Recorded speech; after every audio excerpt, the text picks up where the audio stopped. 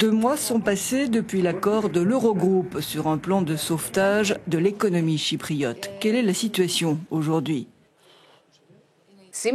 Nous recevons dans nos studios de Bruxelles le président de la République de Chypre, M. Nikos Anastasiades, pour y répondre. Monsieur le Président, bonjour. Pensez-vous que Chypre a été une souris de laboratoire pour l'Union européenne? Dans de telles conditions, nous avons vraiment senti que nous étions utilisés comme terrain d'expérience. Et on le constate maintenant, ça a encouragé de nombreux fonctionnaires et de nombreux gouvernements de l'Union européenne à voir cette solution comme une bonne chose pour l'avenir, tant que nous n'avons pas mieux via une union bancaire.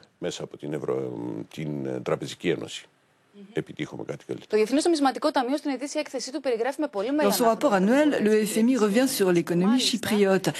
Il prévoit que de 2015 jusqu'en 2018, des mesures de rigueur équivalent à 4,7% du PIB annuel de Chypre seront appliquées.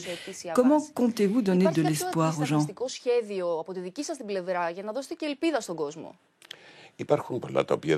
Il y a beaucoup de choses que nos amis du FMI ne prennent pas en compte. Par exemple, ils n'ont jamais pris en considération l'exploitation des richesses naturelles. Et ils ne l'ont même pas fait au moment des discussions pour éviter le plan de sauvetage et les régulations bancaires.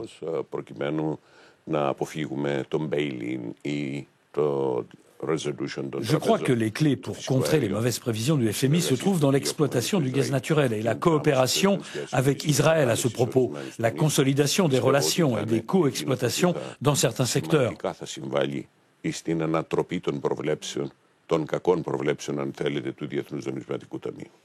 Les dirigeants européens et le FMI assuraient depuis des mois qu'un pays de la taille de Chypre ne peut pas avoir un secteur bancaire 8 fois plus gros que son PIB.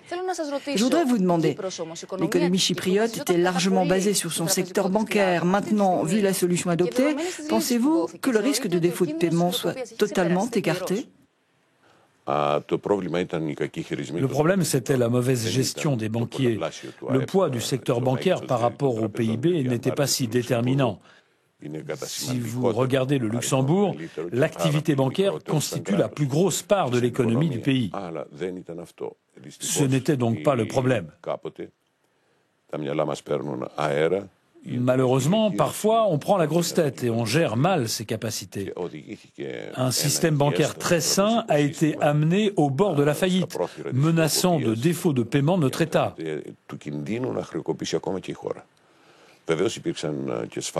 Bien sûr, il y a eu aussi des erreurs liées aux liquidités données à l'une des deux banques. Si vous prenez en compte le fait que la Banque populaire, qui a fait faillite et a fusionné avec la Banque de Chypre, a reçu 9,5 milliards d'euros de la BCE sous forme de liquidités d'urgence, soit l'équivalent de ce dont l'État de Chypre a besoin, eh bien vous vous rendez compte qu'il y a des choses qui ne vont pas.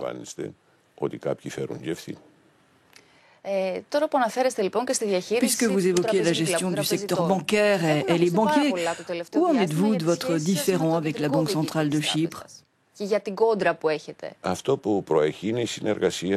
qui est important désormais, c'est de travailler ensemble et de ne pas être dans la confrontation. Le système européen des banques centrales est indépendant. C'est incontestable et nous le respectons totalement. Toutefois, les actions des gouverneurs des banques centrales influent sur les politiques des gouvernements élus.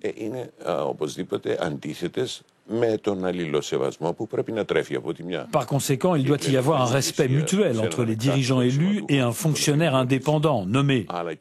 Ce fonctionnaire indépendant doit respecter les décisions du gouvernement. Passons maintenant à une autre question d'actualité pour Chypre, la question de la réunification. Ces derniers jours, il y a eu des mouvements diplomatiques et politiques de tous les côtés, la Turquie, l'Union européenne et même l'OTAN, qui mettent à nouveau cette question à l'ordre du jour et parlent d'une nouvelle solution. Je voudrais revenir sur ce rapport de 77 pages rédigé par le conseiller spécial de l'ONU, Mr. Downer. Que dit-il exactement? Allez-vous en tenir compte? Ce fameux document a été rendu public à ma demande. Je dois dire que ce n'est rien d'autre qu'un état des lieux de ce qui a été fait de 2008 jusqu'en 2012. Des convergences et des divergences.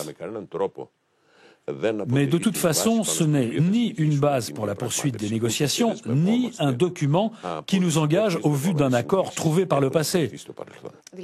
Vous êtes en train de dire que quand les négociations reprendront, elles ne reprendront pas là où vous les avez laissées? Effectivement. Mais cela ne signifie pas que nous allons supprimer les points sur lesquels nous sommes d'accord. Nous avons une base, une fédération bicommunautaire et en deux zones, une égalité politique, ce qui bien sûr ne signifie pas qu'il y a une égalité numérique ou quantitative quant à l'exploitation et le développement des ressources naturelles et des revenus qui en découlent. Mais le secrétaire général de l'OTAN a déclaré que le forage commencera seulement une fois réglée la question chypriote. Qu'en pensez-vous? Personne ne peut décider de nos droits souverains et pouvoir les exercer ne peut pas être lié au règlement de nos problèmes nationaux. Qui plus est, c'est nous qui voulons une solution. Nous voulons l'harmonie, nous voulons la réunification et une coexistence pacifique. Nous souhaitons la prospérité de tous, mais on ne peut pas nous faire chanter ou faire pression. Je ne parle pas de M. Rasmussen, mais c'est un tout, que si vous voulez tirer bénéfice de l'exploitation du gaz naturel, alors vous devez accepter une solution qui est inacceptable. Vous avez parlé d'Israël. Qu'avez-vous rapporté de votre visite là-bas? Pouvons-nous parler d'une nouvelle relation, coopération économique ou d'une nouvelle amitié diplomatique? D'abord, Chypre a décidé de créer un terminal de liquéfaction. Et c'est très important car cette station va aider Israël dans ses exportations. Parce que Suez est à l'opposé.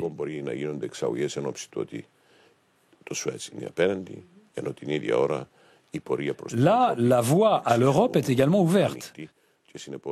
Et les distances entre les zones économiques exclusives de nos deux pays sont si étroites que c'est un atout pour l'alliance stratégique que nous cherchons.